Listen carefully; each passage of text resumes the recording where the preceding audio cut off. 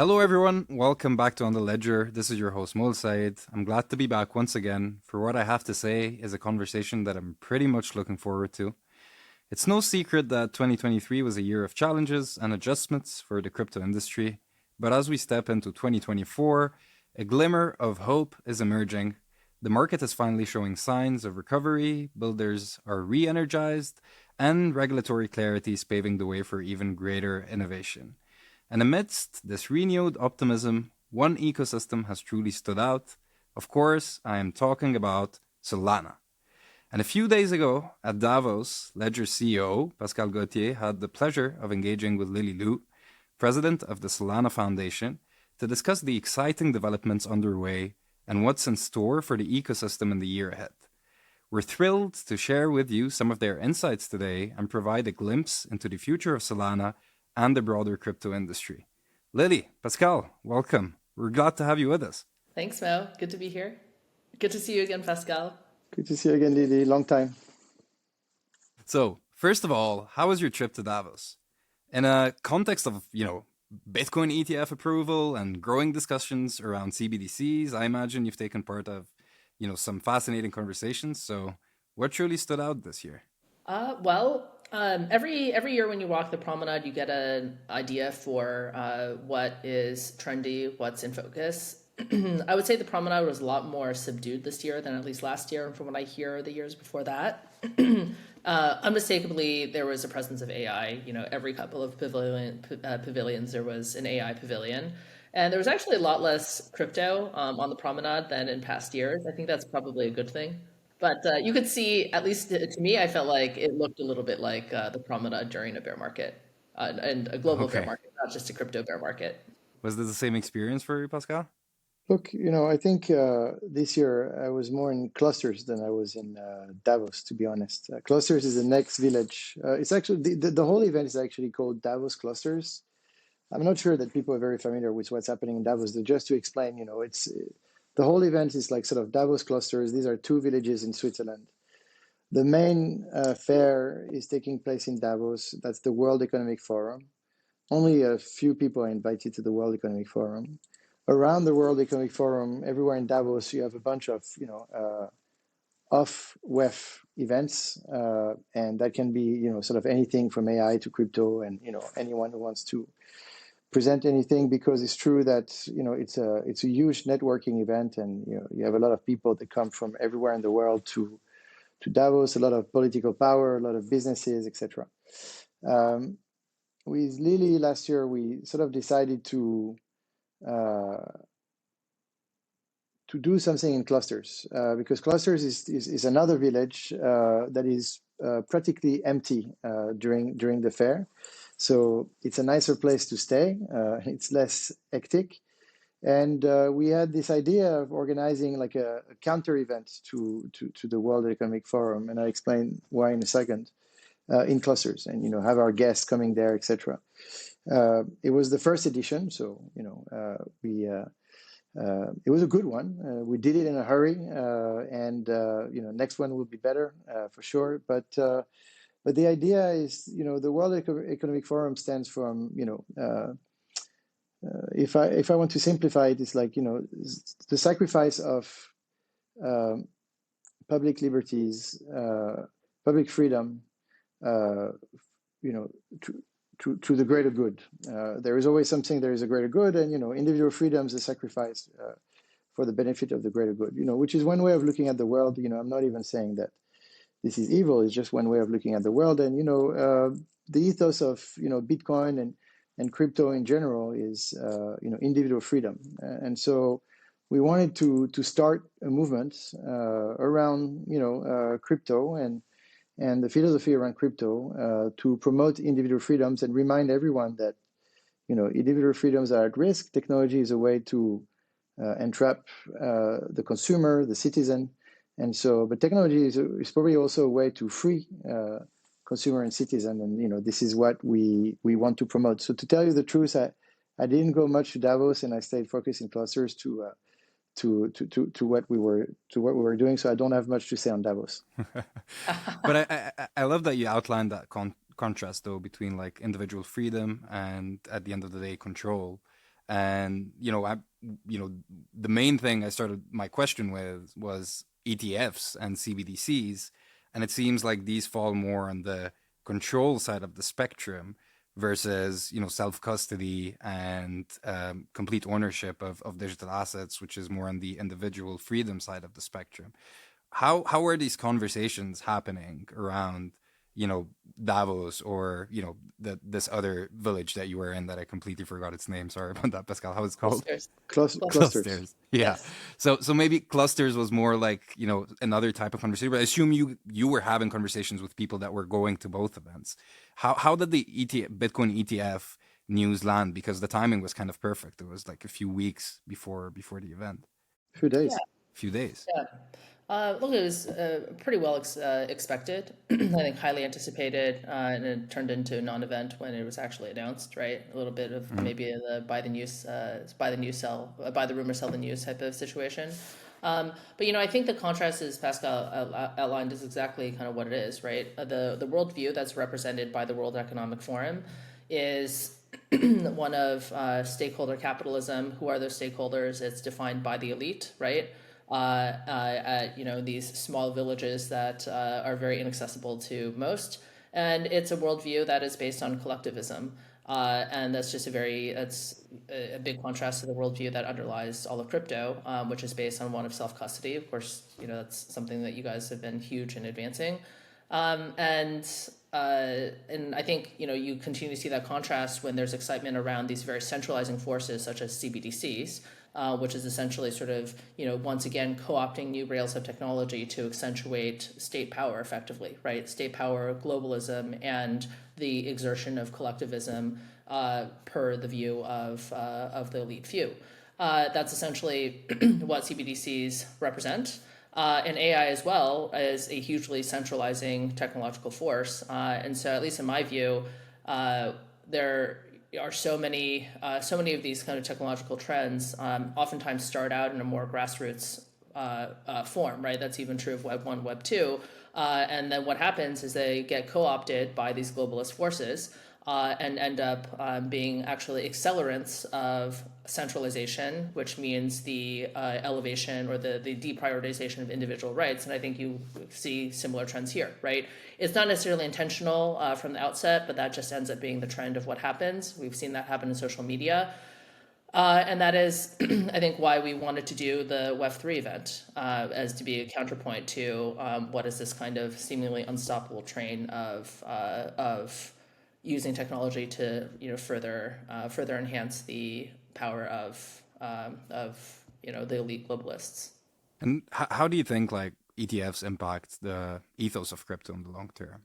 Long term is always hard to say. Like nobody really has a crystal ball, but it's funny the way that Bitcoin and other cryptocurrencies, came to market. I mean, they came through centralized marketplaces, Coinbase and Mongox and Binance, et cetera, et cetera. So you would argue that decentralization promoted by centralized marketplaces is interesting. And so for me, ETFs are sort of same as before. Like you would onboard through Coinbase, now you can onboard through an ETF. But it's not because you did that the Bitcoin network, the Solana network, the Ethereum network, actually don't function the way they're supposed to function. With good decentralization, with security, with the price of token providing the security for the network. So I don't foresee any change, and especially for Bitcoin. I think Bitcoin has proven time and time again that it's a very strong network, and actually it's because it's a strong network, it's because it's decentralized, it's because it's it has all these characteristics that you can build an ETF on top, and it's because of that it has value, if you see what I mean. And so if you feel that an ETF is going to destroy the core value of Bitcoin, then it doesn't make sense, because then the ETF has no value itself, and it's a negative spiral where the price will sort of race to the bottom. I mean, the price has gone down since the ETF has been launched, but I don't think this is what's happening. I think it's more like a market reassessment of the price, and price will probably go up for the rest of the year. But again, at Ledger, we don't make price prediction. We're just about security. But just to say that I feel that what's going to happen with ETF and users going through an ETF will be the same as user going through Coinbase. Your journey start with Coinbase or with an ETF, and at some point you realize that either you want to hold your money yourself because there are many reasons why you would want to do that, or part of your money yourself. And in the future, you might need your private keys to interact with apps and dApps that would be built on top of protocols. Like if you don't have your Bitcoins, or if you don't have your Solana, or if you don't have your coins yourself and your private keys, you cannot interact with a bunch of services that are being now created on top of the protocols. And it might seem futuristic today, like because people are like, what is the use case, etc. But some use cases are really clear. Like, if you want to use DeFi, you need to have your private keys. You can't just leave them at the bank. And so you'll see more and more of that with Bitcoin. You'll see more and more of that with Solana, but I would leave Lily to comment on that. But, this is where I feel that the market is going.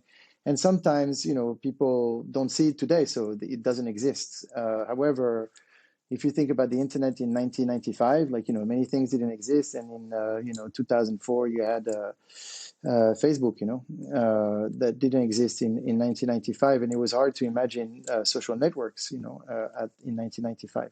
So I feel that, in 10 years from now or 5 years from now, there'll be a bunch of applications running on top of protocols where you need the private keys to interact. And if you don't have them on your ledger or in some kind of self-custody, then you will be, you won't be able to interoperate with at protocol level, which will be your loss. So, I think the usage is going to force people to hold their keys because otherwise you won't be able to interact. Well, definitely. I think ultimately it's just about more people getting exposure to this industry through accessible vectors that weren't necessarily available to them before. And we're going to talk about accessibility and adoption in a bit. But first, I'd love to kind of maybe do a recap of the past couple of years, because they've definitely been, very, I would say, significant for the development of the ecosystem. And Lily, I want to rewind the painful events of November 2022, when the FTX collapse triggered a market-wide downturn that unfortunately significantly impacted Solana. However, on the bright side, amidst all of these challenges, Solana has emerged probably stronger than ever, with a surge of impressive developments in the recent months and over the course of the past year as well. And it's fair to say that in the recent months, the market has reacted pretty well to these developments. So I'm curious, how did Solana manage to pull off this turnaround? That was obviously a very interesting time for all of crypto, and Solana, I think, was certainly more impacted than most other projects during that time. But I think what we've seen happen over the last few months is really just recognizing it takes a while for substance and narrative and perception of reality to catch up with one another, right? Within Solana, I think that the tech has always been unique, and the tech has always been very interesting to a lot of developers, and has been the impetus for us to have a really strong developer community. I think if you look after Ethereum, and if you look after EVM, the second largest standalone independent developer community is Solana. And that's something that is not so fair weather, that it kind of evaporates upon some hard times. And so I think for us it's really about community and culture. To me, the most important thing in a blockchain is the network itself. Otherwise, there is no blockchain. There's nothing to do. And then second to that is the developer community and kind of the culture of the community. And that's something that I think we've gotten right really from the beginning, and I think that's in huge credit to Raj Toli and the founding team, to be not just be innovating, but really sort of honestly just be nice people. I know that sounds like a simplification, but I actually think that's a big part of it, especially in crypto when you have a lot of sort of tribal behavior. I think Solana has been quite good at being clear about sort of what we're here to accomplish, what is the mission of Solana within the sort of greater vision of blockchain, and so to me what to me, what is like a constant sort of marker of someone that's really dedicated to crypto is honestly whether you believe in self custody or not. That has been from the beginning a driving force of kind of Solana's vision, right? How do we onboard 1 billion people into self custody? Is one way you've put it, quite frequently in the past. And so as a result, I think we've always had a really strong community that's really dedicated to what Solana is here to achieve and what crypto more broadly is here to achieve. And so that substance has always been there, right? If you look at some of the breakout projects right now, they seem like breakouts to other folks in the ecosystem. If you look in just DeFi, for example, right? Orca, Radium, Jupiter, Phoenix, and many others that I'm not even mentioning right now, right? These are all projects that have been building for years, and they did a great job during the bear market. And so they might seem like breakouts to other folks, but they're folks that have been just amazing in the ecosystem. And there's also other projects that were built during the bear market. So in my mind, what's bear markets that can be painful, but what they also do reveal is the true builders out there, right? And the folks that kind of have that mettle to get through some of the darkest of times, and not only that, but find ways to even innovate during the darkness. So Bonk, as an example, took a lot of people by storm over the last month or two. Bonk was born around Christmas of 2022, right? Right when the ecosystem was having the hardest time. And now it's become the community coin, right? So in a way, that's a little bit of an allegory for the strength of the community, and that was something that essentially got airdropped to some of the most loyal participants within Solana, and now that is like the meme coin within Solana, however you feel about meme coins. So there's a lot of substance to Solana that I think took maybe close to a year for people to really appreciate. So, to me, it's not a flash in the pan. It's not, just another hype cycle within crypto. I think you saw a big cycle within, a lot of things kind of came to the light within Solana in 2021. I think you saw that again recently, and I think there's just going to be more of that. Yeah, totally. And I have to say that Bonk airdrop for the Solana phone was such an incredible idea. And just seeing how the market reacted afterwards, and in terms of like the overall, CRM engagement abilities through such a vector is super smart. Pascal, just to talk also about the fact that Ledger is also emerging from this market downturn with perspectives, obviously, on the evolution of the business from the consumer side, mainly to empower users to self-custody their assets. And then obviously with Ledger Live now, users can access a wide variety of crypto services directly from within the security of the Ledger ecosystem. But then you're also working on the enterprise side.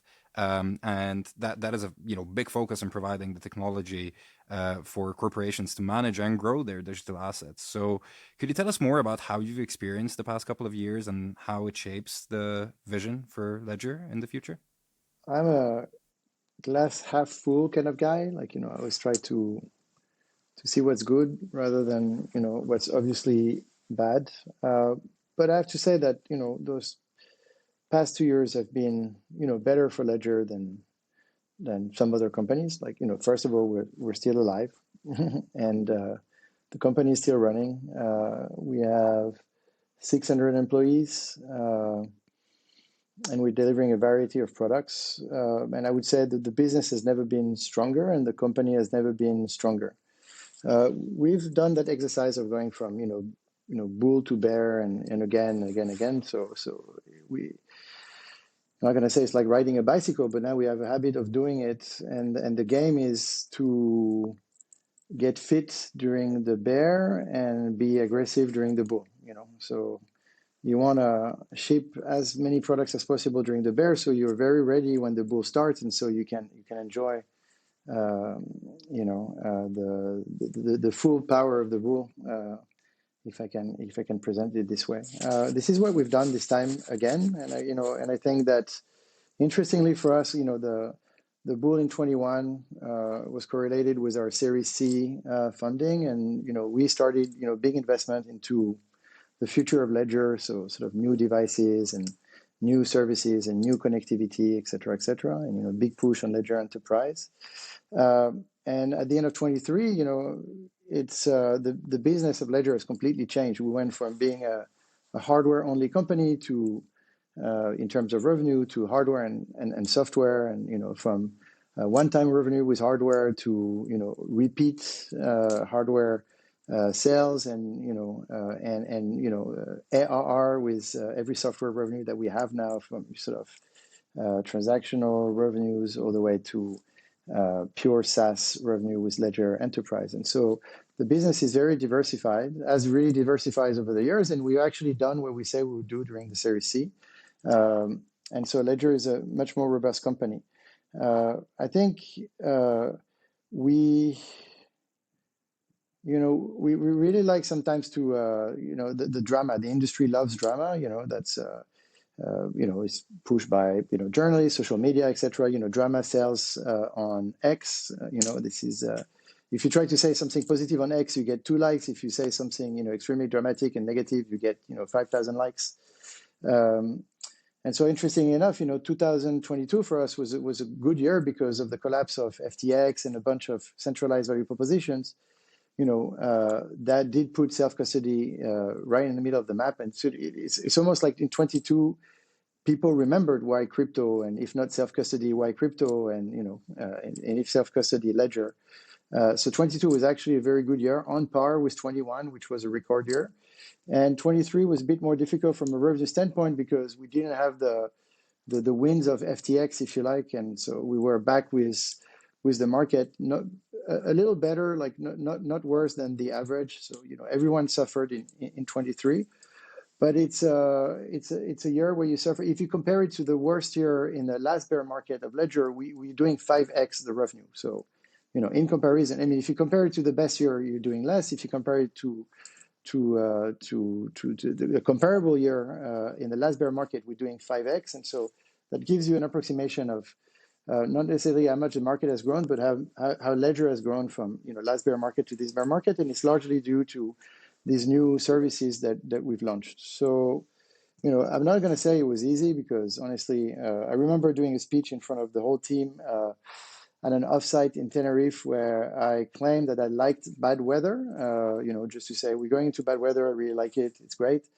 Honestly, by the end of 23, it felt like enough bad weather, and it's okay to have a bit of clear blue sky and some sun, and Solana pumping, and crypto being crypto, and recovering from the ashes. And so I feel very positive about what's coming ahead. I hope that we're going to have a lot of good news for our customers and for the people that are following Ledger. I think some of our customers and followers have been disappointed by some of the stuff that happened last year, but I think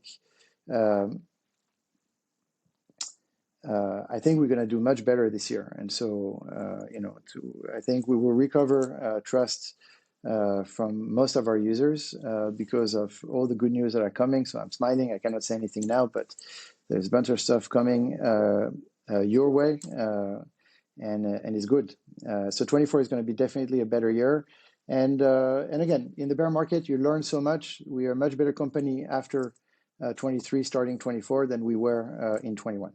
Wonderful. Cheers to that. And speaking of future visions, Lily, I want to get back to something that you were mentioning earlier around the diversity of use cases that are emerging within the Solana ecosystem. And you've mentioned obviously meme coins and definitely DeFi. And I think with the MasterCard and the Visa partnerships, was it Visa or MasterCard? I think it was MasterCard. Visa, sorry, my bad. Visa partnership. You are basically bridging traditional finance with the world of DeFi as well. And a lot of like different things. We mentioned the Solana phone and the emergence of like different use cases on that front as well. And this adaptability has been instrumental in Solana's growth and success. However, you definitely have an increasing block space supply in the overall crypto industry, and that's currently maybe outpacing the demand for block space. And some people argue that blockchain protocols should be designed with specific use cases in mind. Does Solana adhere to this approach? And if so, what are its primary focus areas? So I think that I think there's a product tech spectrum between the general purpose blockchains and then the more application specific blockchains, right? So Cosmos is the one that originally articulated the vision for application specific infrastructure, and I actually think for a lot of folks that are developing now, a lot of projects or blockchains that are developing now, I think it's going to be hard to compete on a general purpose L1 level, right? Because the trend now is more towards application-specific infrastructure, and those that can provide that sort of L1 security layer, it's much more competitive now than it would have been a few years ago, right? So I think that that's something that Solana has quite a position in, right? Because at this point, even though the core tech is open source, so people sometimes think there are no network effects in crypto, there are network effects when it comes to developer communities, right? That is the strongest network effect and an extremely sticky sort of network effect. So anyways, I think there's a product tech spectrum here. And I think there is very much a role for general purpose L1s, because essentially what you do is you abstract away the the validator management, right? A lot of the underlying infrastructure, and allows you as an application developer to focus specifically on your application. And there are a lot of applications where you don't actually need to have your own validator set. There are some where you are better off having your own validator set and being vertically integrated all the way from kind of L1 infrastructure all the way up to UI, right? But most applications are not actually like that, right? If you're launching a governance token, for example, you don't need to be rolling your own infrastructure. If you are doing something which is focused on creator economy, gaming, or something like that, you're probably better off allocating your developer resources to actually building the application rather than focusing on blockchain-based infrastructure. So, given that there's going to be, if we all adhere to the vision, which I think we do, given that we're in crypto, work in crypto, and have been for a long time, that this is foundational technology that has a role in creating 10x applications and really unique user experiences at the end of the day. Then there should be a diversity of applications that are going to incorporate some aspect of blockchain infrastructure. And within that diversity of applications, there's going to be a lot of them that just simply you don't need your own backend effectively, right? And so I think that's really the role of these L1s. And so we call it different things, economic security, so on and so forth. It's really just, product tech trade-offs at the end of the day. Okay, so that being said, I think Solana is now really pretty much cemented as being one of the primary L1 options, right? Where you have the developer community, right? You've got cool tech underneath, and you also have economic security that can scale at this point. And then, in my opinion, if you're going to be in sort of the general purpose L1 market, then you can't just be serving one or even two use cases, right? Because your whole pitch is that you can build these various applications and they're composable with one another. And that is also why performance and having high performance network has always been so important to us, right? Because the higher performance you can have on the base layer, separate question whether it can always scale to meet what future demand is, right? But the higher performance you have on a single layer, then the more you can benefit from these applications interacting with one another, and I guess we call that composability. And so, when we think about DeFi and gaming and NFTs, ultimately these are the types of things that are going to have to interact together. So, this is a very simple example. If you are playing a game, you have an in-game item, and you want to get liquidity for that item immediately, on chain, then being able to compose, for example, a DeFi protocol with a gaming protocol is quite essential to create that seamless experience. And so I know there's endless discussion around the various trade-offs between these different architectures and these different approaches. That is not the only perspective out there, but that is a perspective, and I think a very strong kind of value proposition, if you will, for why Solana and also why general purpose L1s. So it's the composability within there, and also the high performance and the throughput of Solana is what supports a lot of those use cases, even having the potential to be adjacent to one another. I will say, in addition to improving the performance of the core network, right? And so people commonly talk about that in terms of TPS, right? We are doing a lot of things on that front, introducing a new core client in partnership with Jump in the production of Firedancer. So Firedancer eventually, I think, can probably get us to high 5 digits, even 6-digit TPS, which is just no one else on the market today is anywhere close to that, right?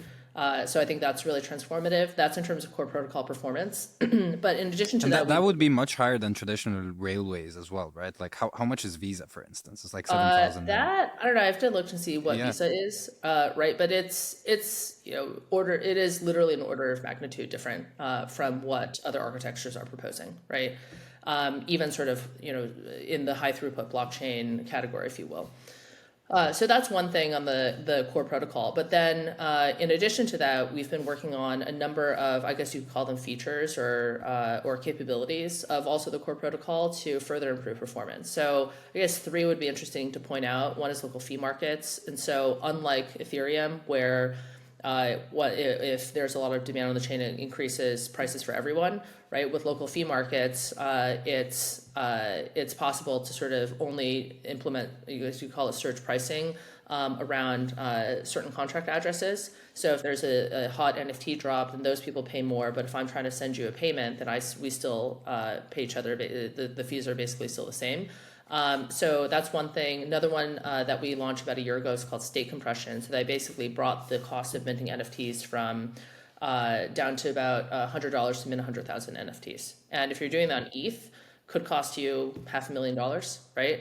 It's massively different. And what that means is that you can actually enable new use cases, right? It's not just about the first order TPS and, oh, wow, that was fast and that was cheap. To me, it's a little bit the difference between 56K internet and then broadband internet, and the difference in Netflix as a company and their product, right? They're shipping DVDs 20 years ago when most people had sort of modems or something just past the modem, and then today you can have streaming. Is it the same company? Maybe, right? Is the product the same? Absolutely not. And that to me is the difference that performance makes in terms of use cases in crypto.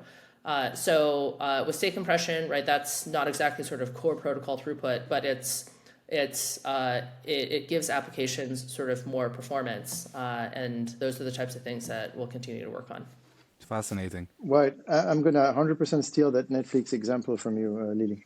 No, but Pascal, what's your take on that? When you think about Ledger as a product and as a company, most people still use their ledgers in order to like secure and hold their assets. But with all of these use cases evolving in terms of, gaming and talking about like the ability to be able to interact with all of these like services, how are you thinking about like how that will impact the future of Ledger? Obviously, in the short to midterm, we know that there are plans related to hardware, but also like in the long term. Well, Ledger was primarily designed as a sort of buy and hold technology. And it was when, it was only Bitcoin, and most of what you could do with Bitcoin, probably still to date, is to sort of buy and hold, where, the payment use case is not widely deployed. But if you look at Ethereum or Solana, like, what we see on Ledger is these communities interact much more at protocol level with, different apps, dApps, et cetera.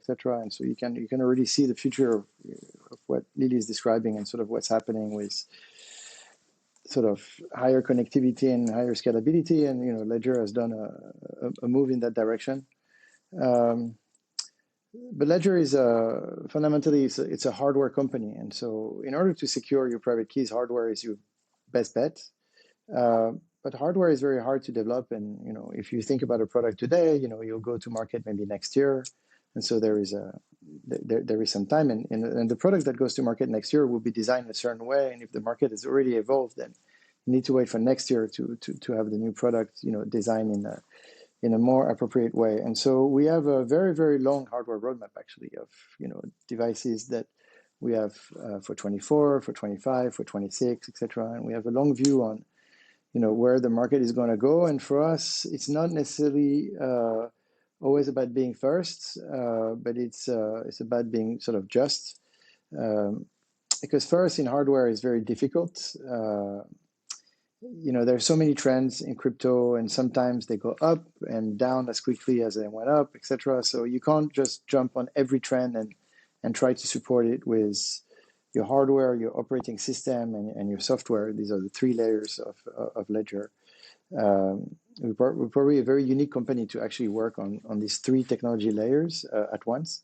And so for us, it's think about supporting all communities. Think about stability. Think about Switzerland. Well, Ledger is Switzerland for crypto, and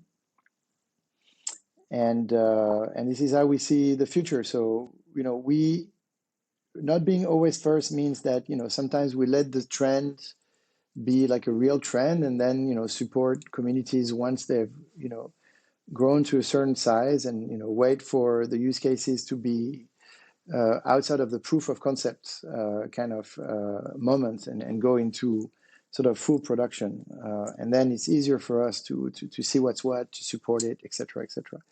Of course, we're developing everything as an open platform to fast track the rhythm of development, and have like third parties code directly on Ledger, whether it's the Ledger Nanos or Ledger and Nano and Ledger Live, or or even Ledger Enterprise, and work much closely with developer communities for every protocol, I guess, and every app and dApp, so people can use Ledger really as a security platform, and and code on top of it. And on that, you can think of us as Apple iPhone, and in the App Store, like that's really what we're going for. But we're not taking 30%. We're much cheaper, and we're less aggressive than Apple. And in many cases, actually, we don't charge anything, because we just want people to start interacting with protocols, and to start working with apps and dApps. So that's how we think about the future. I cannot say much more, because then I have to kill you, and tell you the secrets and then kill you, which would be awful on a podcast.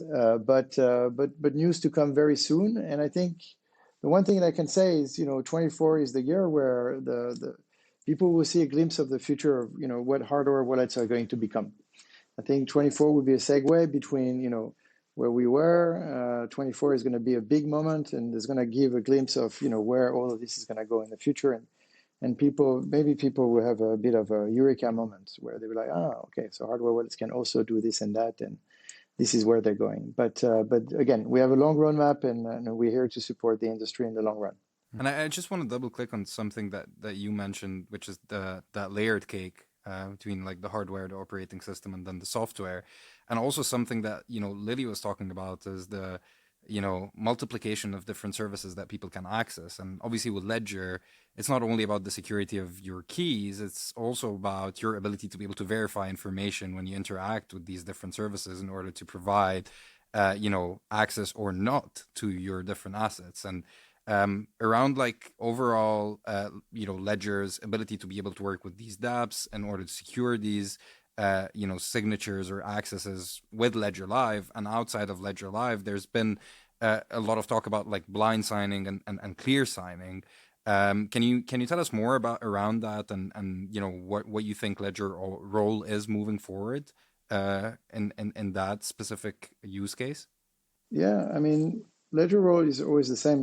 Try to do the best at security, but the market is moving fast, so there's been a workaround. We always promoted clear signing, meaning that if you don't see it on your ledger, you don't know where it's going to go, and so you have to clear sign every transaction that you do. But the market moving very fast. I would say that clear signing is not the norm right now, and blind signing is the norm. But the problem with blind signing is, it's very hard to understand where the coins are going, and so hackers can really direct the coins wherever they wish. And this is something that happened at the end of the year with the Connect Kit hack, where it was a chain of events. So it's something that happened at Ledger level, but that was connected to a bunch of other players in the space, and so it was like a domino failure. So we started first, but then everything failed, and the reason why it failed is because users are all blind signing their transaction. If you would clear sign your transaction, this hack would have not been possible. And so for us, it was a good moment to say that, and we will announce soon what's the plan on clear signing, but a good moment to say that, Ledger won't support, blind signing in the future, because we don't believe it's actually possible to secure the space if we continue supporting blind signing. I think this is where mistakes happen. This is where hackers can hack, and so we can't compromise no longer on security. And this is what we're going to do for the industry. Interestingly enough, what we said was very well received, and what we will do is to have a clear communication with the community and say what we're going to do before we actually do it, get feedback, etc., and have a very iterative process with the crypto community just to set the standard, because clear signing has to be the standard. And it's true that sometimes convenience, people go for convenience, ease of use. So blind signing is very easier. It's more convenient than to have to verify on your ledger that the transaction is right. But the problem with convenience is sometimes it contradicts security. And so we no longer want to compromise on security. Not for Ledger, actually. Ledger and Ledger Live was always secure, was never hacked, etc. So that's not, the core product of Ledger is the most secure in the market. But this connectivity with apps and dApps, where you have this domino effect of several players connected to each other and each failing at their security, that's where the problem happens. So we will fix that with clear signing, and the announcement is coming soon of what we intend to do, and communication to, again, the community is going to be very important on this one, because we want everyone on board and everybody to understand sort of why we're doing this, and on this one, this is the greater good for security. And so we will compromise on convenience a little bit, but for security, and if people are more secure, I think this industry will strive. And just to make a parallel there, because it feels like there are two trilemmas on both ends. There's on the ledger end, it's more like between ease of use, ownership, and security, and then on Solana is more like decentralization, scalability, and then security as well. Lily, how are you thinking about this? Because obviously, Solana is one of the most scalable blockchains out there, but there's also, the kind of fact that people argue that this achievement sometimes comes at the expense of like decentralization and security. Can you elaborate how you're thinking about this equation from the Solana's end as well? Well, I think that the two most common critiques that I feel like I've heard on that one are that Solana is very centralized, and I think that is honestly just factually no longer true. I think that might have been true when the blockchain first launched in 2020, as it is true for every blockchain upon launch. But if you look at all metrics of decentralization within Solana, so you look, for example, the easiest one is you look at the super minority, right? How many nodes do you have to corrupt in order to corrupt 33% of the network? It's always between 20 and 30. I think we're in the low 20s right now. We've been as high as, I think, 32. And if you compare that with all proof of stake blockchains, it is either the most or one of the top three most decentralized blockchains from that metric alone, right, which is a top level metric. And then if you look at the size of the network, it's right now I think we're well over 2,000 nodes. And even the bear market, we had as many as I think 1,700 nodes. And that is far and away more than any other blockchain out there. And this is with some of the highest CPU hardware requirements that you can find in the market. So then the next question is, well, are all those nodes sitting in AWS and Hetzner? And the answer is no, and specifically not in Hetzner because they actually disallowed all of the nodes that were operating in Hetzner, and no one. And as a marker of decentralization, they overnight back in November of 2022 actually disallowed all validator operations in Hetzner data centers, and that could have been dramatic. But actually no one really noticed, right? So this is not something where you've got 2,000 nodes all sitting in racks right next to one another in an AWS data center, which actually is perhaps the case for some blockchains out there. So on a lot of the top level metrics, I think Solana is actually one of the most decentralized networks. And then if you look at other aspects of decentralization, number of core clients, right? There's two core clients. One of them is being activated. There's kind of the primary one right now, which is the original Solana Labs team, and then there's Fire Dancer, which is something a lot of people are really excited about. It's just really cool tech, right, and highly performant. So core client diversification, that's well underway. We'll see more of that in the future. And then when you look at also just the diversity of the community, right? Solana was founded in the United States and still has a very strong presence in the United States. But then over the last couple of years, we've seen this flourishing of the community in basically every region around the world. So, I think the critique has mostly been originally around the validator network from 2020 and sort of the lingering narrative, even though it's, been factually it's factually untrue these days. And the other critique is really around the core architecture requires a fairly advanced machine, right? And so on that one, I don't know that it's necessarily a requirement that for a blockchain to be maximally decentralized, you have to be able to run a node on your desktop, right? And so these are all just design trade-offs. It is still possible, in my opinion, to have reasonable access to a high-performance machine, even if it is required to be in a data center. There are enough ways to sort of make that accessible and diversified and also decentralized around the world, right? This is also a very common critique of Bitcoin in the early days. Oh, how many folks can afford to have access to a 28 and then 18 and then 7 nanometer chip, because there's only so many foundries in the world that can produce that. And yet, that is still the case, right? That it requires very advanced chip technology. And I think, people still believe the Bitcoin network is very decentralized, even though there's some part of that value chain which requires, a pretty high standard of technology. So to me, like, they are ultimately design trade-offs. What you get for that is you get a network that improves as technology improves. As hardware improves, the network gets better. And so it has kind of this built-in continuous improvement kind of capability. And I think that should always be the case in technology, right? Because technology changes so quickly. So those are some of my thoughts on, I think, at least critiques that I've been hearing through the years. Definitely super insightful.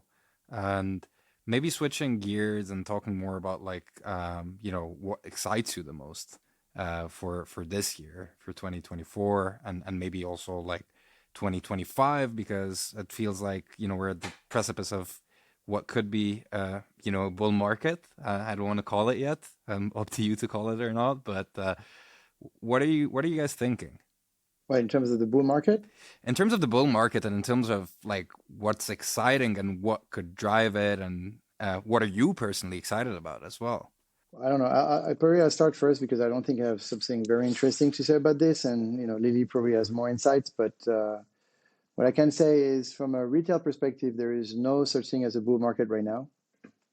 I think price action and everything that moves is largely due to institutions and people that are already in market, etc. But we don't see a huge creation of like new addresses on the different protocols. We don't see like because we look at the different protocols per addresses and bucket of addresses and how much money are on those addresses, etc. We don't see that moving much, and so therefore tells us that and it's aligned with the hardware sales that we have. So we see there are people coming in the market, but there aren't like tens of millions of people coming in the market right now, which feels about right because we still haven't reached back the previous all-time highs, and so I think the price will need to shoot much more upwards in an upward direction if you want the next 200 million consumers to join crypto. So that's that. Like is it a bear market? I think the bear market was really over in 23. Bitcoin went from 15 to 45, and ETFs and institutional money coming in. So maybe this bull market will be triggered by institutional money. We've been waiting for this for the past last two cycles. So maybe this is the time when finally institutional money is coming in and will trigger the bull market. And then retail will follow this time. The first two that I was in, it was retail first. Maybe this one is institution first and retail to follow. I mean, it's definitely been something that we've been calling for a few years, to the extent that it became a meme, like institutional money is coming, right? But yeah, what about you, Lily? What's kind of your vision or Yeah. analysis of the current situation as well? So ever since Bitcoin started, right? Folks have been, writing, blogging about global financial system, right? Peer-to-peer payments, and I actually think a lot of the eventual use cases in crypto have already been written about, thought about in some form, right? But it just takes a long time for the infrastructure to be actually be able to support those use cases. And so, for me, I'm really excited about, I guess, broadly termed finance vertical 24 and 25. I think it from both ends, both the institutional and then also from the kind of more retail, individual user perspective.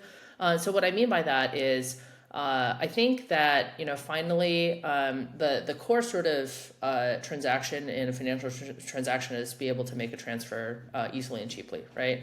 And that's something that we feel like we've already maybe gotten there because there's a lot of DeFi on chain, which is basically based around trading, right? But the actual bulk of economic transaction is around a settlement, a payment, right? And honestly, crypto's been, despite the sort of original stated vision of Bitcoin and crypto at the very beginning, has been pretty bad at payments because it's the best that we have is on any sort of reasonable liquidity base is. Up until now, with Ethereum, you could spend $2 and wait 2 minutes in order to clear a transaction. So for me, coming from the vantage point of Solana, and this is part of the reason I got very excited about Solana, is you click a button, that thing happens, and that's, and as far as I can see, even this is how I felt about it a few years ago, but even now, when I look around, I don't really see another ecosystem that can really deliver an end user experience that is in any way, shape, or form competitive with what you get on the regular internet these days, right? You click a button, something happens, and you're on your way. Instead of the traditional crypto experience, which is you click a button, you go refresh your blockchain explorer, and you look at all of these, oh, my money went from one long string of characters to another, and sometimes if you're bridging, it even gets sent into the black hole, right? Which is, let's just say, not an experience for regular people. So therefore, I think that what we're going to be seeing is we're going to see on the institutional side, there's been a lot of effort around securitization, tokenization, which honestly already started in 2015, 2017, 2019, and I think we're going to see a new wave of that because there's better infrastructure to be doing those things. And then I think relevant to everyone is the ability to have a liquid payments layer. What I'm particularly excited about is the ability to create entirely new financial primitives based on a send-receive layer, right? So payments-based DeFi, I think, is a category that basically does not exist right now because it could not exist up until you had something like Solana. And by that, I mean things like consumer credit pools, right, that people can lend and borrow from. And I think eventually, very eventually, things like supply chain finance, where you can take entire value chains and put them on blockchains, where the settlement between those are essentially all payments, and then maybe other applications built around streaming payments, right? And so you take this whole sort of 14 to 30 day payment day type of concept, which is what it has to be when you're built around banks and analog payments, and shift that model entirely, where you could have streaming payments alongside streaming video, and entirely sort of new use case essentially built around a payment settlement layer that I think folks have not even really imagined, right? And going back to what we were talking about earlier in terms of the composability between different application verticals. One example, which I think is really not far off, is imagine there's a YouTube creator. It's more or less out in the open, number of views, number of which you can correlate to income, and the ability for them to essentially tokenize that digital asset, which is digitally native. And you could imagine that they essentially take that income stream, collateralize it, get paid up front, and then stream payments back to whoever made that initial sort of advance on their YouTube videos, or as an example. So those to me are use cases that I think are not too far off from existing. And now we actually have the infrastructure to build them, and in my mind are 10x over what we can do today.